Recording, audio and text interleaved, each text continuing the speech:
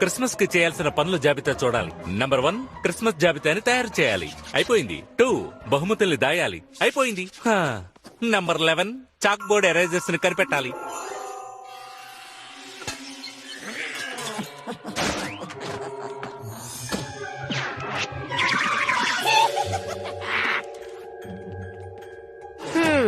లేదు లేదు.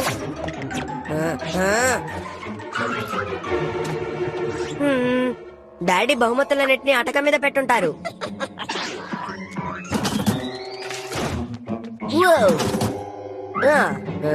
దొరికింది. చాక్ బోర్డ్ ఎరేసర్సా? వీటితో నేనేం చేయాలి?